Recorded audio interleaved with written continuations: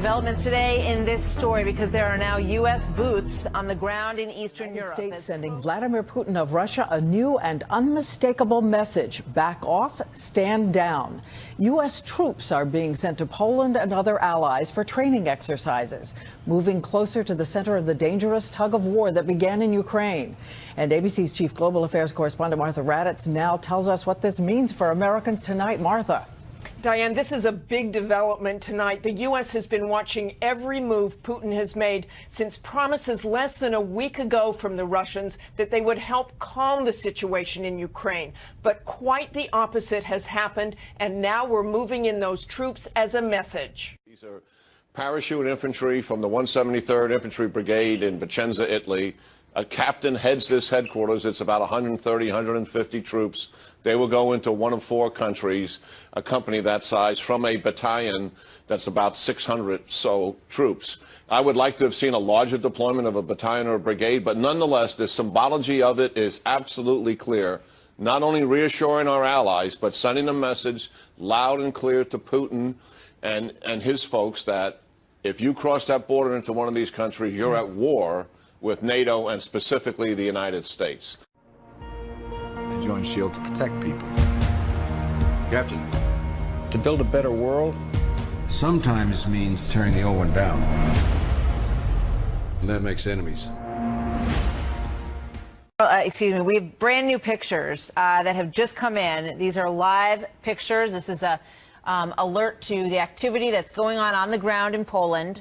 This is the U.S. Army paratroopers that the general just referred to. Mobilized about 150 people in that area as a show of strength. And once again, these are live pictures that are coming in from Swidwin, Poland at 4:16 p.m. Poland time. So when you look at that, General, you know, what is next? Well, it's frankly up to Putin. And the fact of the matter is we are now sending a message to him that NATO is actually hands off. With tensions rising and the death toll as well, today marks the most blatant show of U.S. force since the crisis began.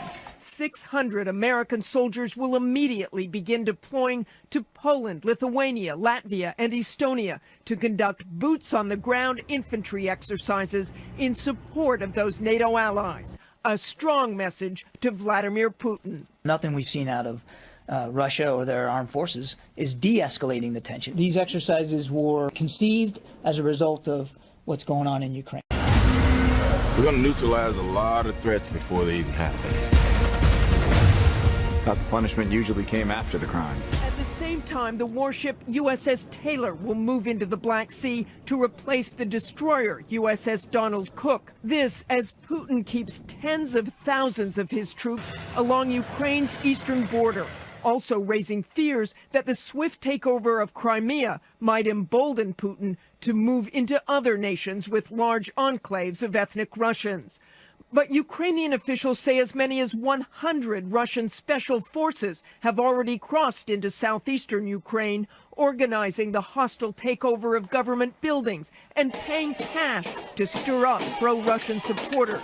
All of this prompting Vice President Biden, who was in Ukraine, to warn Putin to get his troops and supporters out of those buildings. We need to see these kinds of concrete steps. We need to see them without delay. This isn't freedom. This is fear.